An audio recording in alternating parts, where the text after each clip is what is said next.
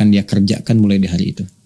Karena itulah kemudian panggilan imannya merespon dia untuk beribadah kepada Allah di waktu subuh, sekaligus kemudian dia memohon petunjuk kepada Allah, taufik, kesepakatan agar Allah meridhai apa yang ia rencanakan di hari itu.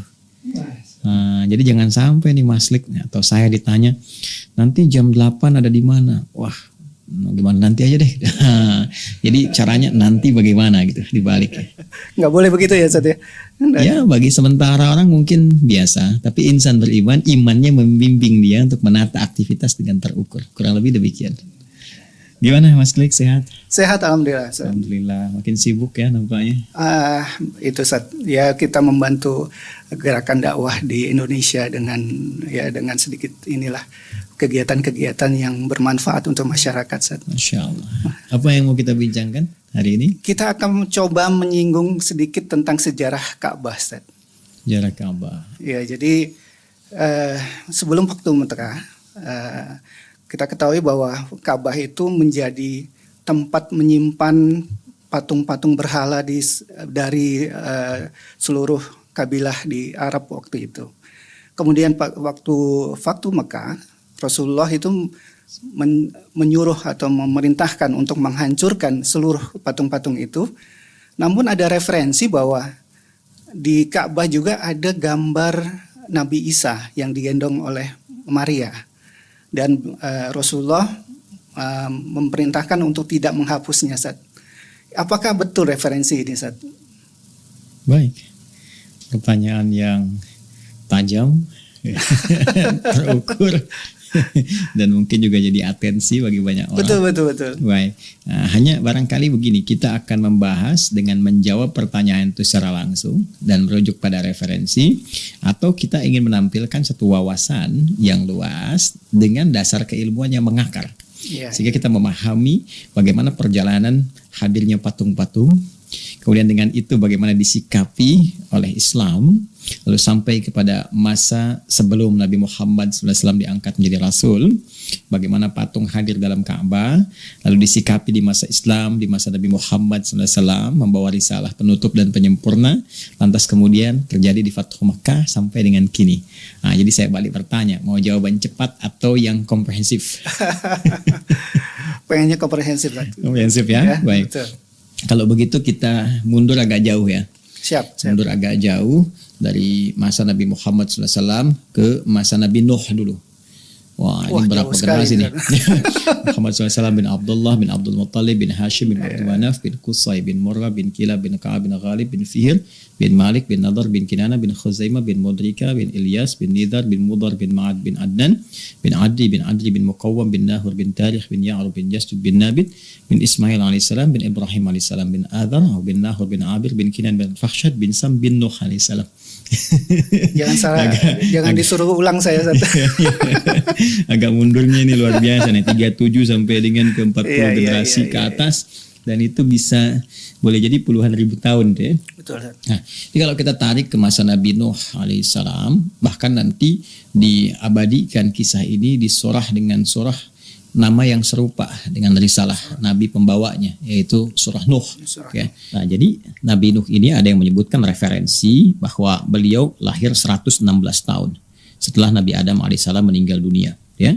Jadi Nabi Adam alaihissalam dengan istri beliau Sayyidah Hawa alaihissalam jami'an diperintahkan oleh Allah untuk turun ke muka bumi, menjalani misi sebagai khalifah di bumi, memakmurkan, hidup saling menggantikan, dan seterusnya.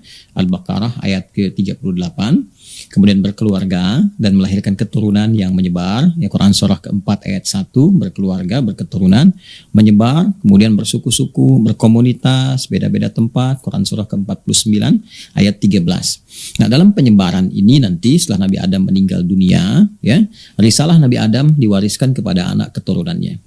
Namun demikian kita tidak lupa bahwa ada provokasi yang datang dari setan memengaruhi ya setiap perkembangan kemanusiaan dan aktivitasnya, sehingga di antara sebagian mereka ada yang terjauhkan dari risalah-risalah yang pernah diajarkan oleh Nabi Adam alaihissalam dan Sayyidah Hawa, itu kan. Kemudian setelah itu ada 5 orang saleh. Nah, ini kisahnya. Ya, 5 orang saleh ini juga termasuk yang membawa dan meneruskan risalah Nabi Adam alaihissalam, membimbing masyarakat, dikenal dengan orang-orang yang sangat luar biasa, orang-orang yang baik. Nama mereka adalah Wadda, kemudian Suwa, kemudian Yaguth, kemudian Ya'uq dan Nasra. Ada 5. Wadda, Suwa, Ya'uq, Yaguth, Nasra. Nah, 5 orang ini meninggal. Nah, setelah 5 orang ini meninggal, ada satu rasa di antara masyarakat itu ingin selalu menghadirkan kenangan bersama mereka, ya, ingin hadirnya kenangan, nampak kemudian kelemah lembutan, kesolehan, kebaikan yang menginspirasi, sehingga mereka membuat semacam in memoriam gitu ya. Ya, satu kenangan yang mengabadikan 5 orang itu, maka dibuatkanlah patung. Nah, ini asalnya ya, asal munculnya patung itu.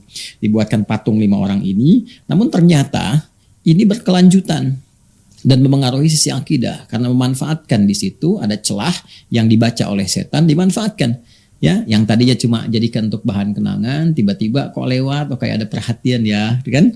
Nah, kayak ada berkah tersendiri ya. Akhirnya secara singkat lama-lama jadi sesembahan.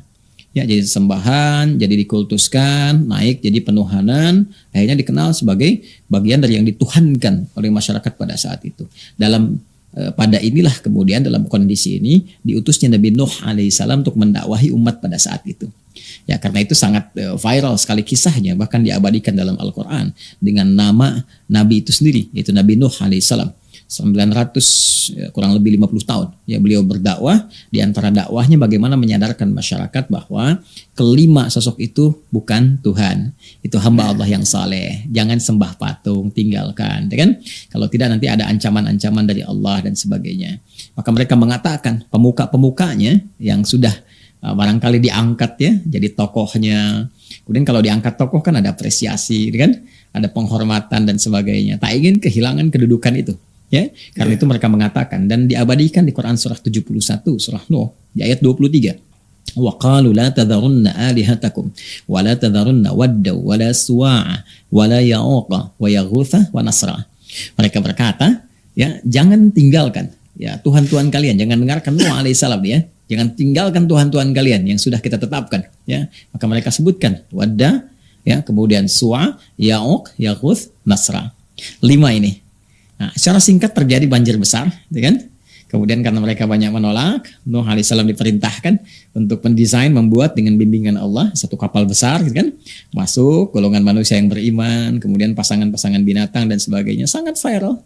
Hampir di semua kitab-kitab suci samawi disebutkan kisahnya. Lalu selesai itu mendarat, nah dari sini nanti berkehidupan kembali. Makanya ada yang menyebutkan sejarawan dengan generasi manusia kedua. Ya, di Abul Bashar itu ya nanti ada yang menyebutkan Nuh alaihissalam ya ada yang menyebutkan Nabi Adam asal mulanya, yang keduanya Nabi Nuh alaihissalam karena generasinya mewariskan nanti generasi-generasi berikutnya setelah peristiwa banjir besar itu. Nah, di banjir ini juga menyapu bagian Ka'bah. Ingat, Ka'bah sudah ada ya saat Nabi Adam diturunkan, Ka'bah sudah ada. Jadi bukan dibuat oleh Nabi Adam. Ingat ya, Ka'bah sudah ada saat Nabi Adam diturunkan. Jelas di Quran surah ketiga Ali Imran ayat 96. Inna awwala baiti wudi'a lin-nasi lalladzi bi Bakkah mubarakan. Sungguh rumah pertama yang dibangunkan untuk manusia. Bukan manusia yang bangun. Iya, dibangunkan yang dibangunkan untuk manusia, bukan manusia menarik yang bangun. Ini. Jelas ya? Nah, nanti bahasan berbeda ya. Iya. Tapi singkatnya rumah pertama yang dibangunkan untuk manusia, untuk menjadi kiblat bagi manusia ibadah. Lalladzi bi Bakkah mubarakan, yang di Mekah itu yang diberkahi ya area sekitarnya. Jadi itu sudah ada ya sebagai pusat kiblat untuk menyembah, untuk beribadah kepada Allah Subhanahu wa taala, bukan menyembah Ka'bah. Jadi yang tidak mengerti ya, ada orang-orang belum beriman tidak mengerti mengatakan orang Islam menyembah Ka'bah, bukan.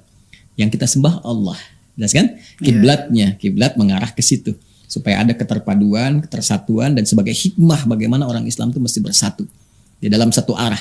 Fawalli wajhaka syatral masjidil haram ya, haitsu ma kuntum fawallu wujuhakum syatrah, kemanapun kalian beraktivitas menghadap ke satu titik ya, dan pada akhirnya fathamma wajhullah, di situ Allah memerintahkan dan hakikatnya kita menghadap kepada Allah Subhanahu wa taala.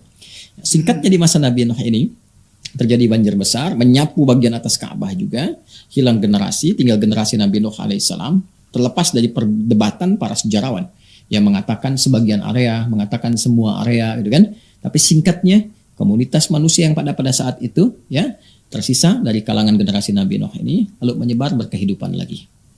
Nah, persis seperti kisah Nabi Adam tadi, ketika beliau meninggal, istrinya meninggal alaihi wassalam ya, Nabi Adam dan Sayyidah Hawa alaihi wassalam, Nabi Nuh juga meninggal, ini menyebar lagi kan? Iya. Nah, menyebar kemana. Nah, ada yang membawa risalah dakwah keislaman baik, ada yang seperti semula tadi. Ya. Jadi hidup lagi tuh kekufuran dan sebagainya. Ya.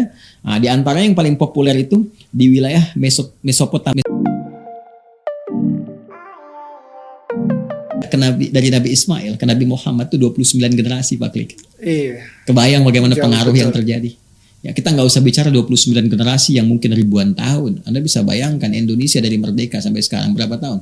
Betul. Udah. 76 tahun Iya, kan? 76. Dari 45 sampai dengan 2021, 76 tahun.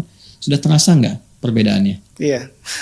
Saya tanya nih, berapa banyak anak milenial sekarang yang mengerti tentang Pancasila? Padahal masa-masa kita kan masih ada iya, betul. penasaran, ini tahu Setiap- macam-macam. Dan sekarang Iya. generasi sekarang ngerti nggak? Paham nggak tentang undang-undang, tentang Kemungkinan- pembukaan undang-undang dasar macam-macam? Itu Iya, baru kemungkinan. berapa puluh tahun? Betul. Sekarang ribuan tahun, provokasi setan udah banyak. Ya, akhirnya apa yang terjadi? Yang terjadi kemudian mereka mengimport patung-patung itu, dibawa, datang sampai populer. Ya, nah ketika mulai banyak didatangkan, diimport, yang lain datang juga kan? Maka mulai mereka letakkan dekat-dekat Ka'bah. Ya, maka setiap daerah tuh punya patungnya sendiri, ikonnya.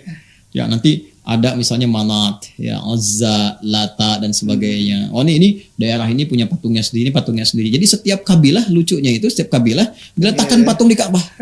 Ya, tanda semua kekuasaan tanda Tuhannya masing-masing. Dan nanti di Mekah pun nanti yang tertingginya Hubal. Sebelum, Ya, kita sebelum tunjukkan. Batu Mekah dulu. Nah, jadi yang menarik begini. Yang menarik, begitu sampai kemudian periode tadi, kurang lebih 150 tahun sebelum kelahiran Nabi Muhammad SAW, itu sudah kacau.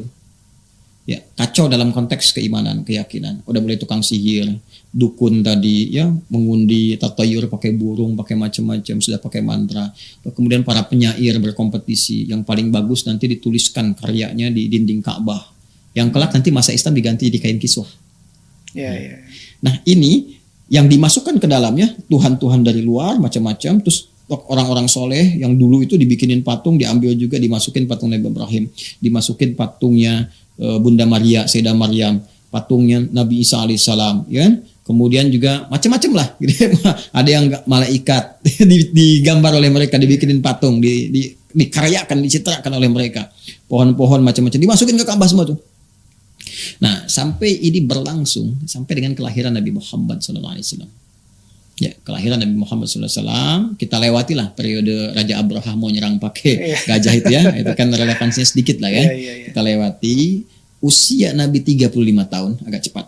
Ya, setelah menikah dengan Sayyidah Khadijah, rumah tangga 10 tahun, Nabi menikah usia 25 tahun, rumah tangga 10 tahun, 35 tahun, nah, terjadi sesuatu kepada Ka'bah. Ya, ada yang mengatakan sebagian ada bencana kebakaran, mengatakan yang lain sudah mulai rapuh. Ya, kan dibangunnya itu dalam bentuk begini. Jadi kayak persegi 4 begitu, tapi belum ada atap di atasnya. Oh, belum ada atap ya, ingat loh, belum ada atap, baru terbuka seperti ini saja kan gambarannya. Nah, usia Nabi 35 tahun, mereka mulai berpikir, wah ini kayaknya udah mulai rapuh gitu. Udah rapuh, ya belum lagi ada musibah, tadi bencana, ada yang menyebutkan kebakaran, ada yang lainnya gitu kan. Nah, itu udah mulai retak, udah mulai sebagian ini ya, nggak kokoh gitu. Apa yang terjadi saat yang bersamaan, ada kapal Romawi, Karam, daerah Jeddah. Nah, qadarullah itu didesainnya pakai kayu-kayu. Ini nyata kisahnya. Ya, nyata kisahnya. Kemudian ketika dalam suasana itu mereka dapati, datanglah orang-orang Arab Quraisy pada saat itu, sepakat mereka kumpul. Rapat lah para inohong gitu, tokoh-tokohnya rapat, gimana kalau kita renovasi Ka'bah. Nah, mereka putuskan untuk renovasi secara cepat dan singkat saja, diminta dari bagian kayu-kayu di kapal itu dan diminta di arsitek ini ya untuk menata seperti apa itu bisa direnovasi dengan tujuan untuk menata supaya lebih bagus.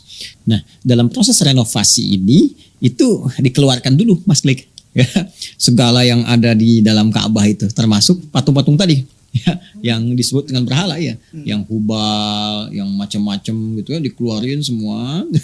Unik juga nih ya.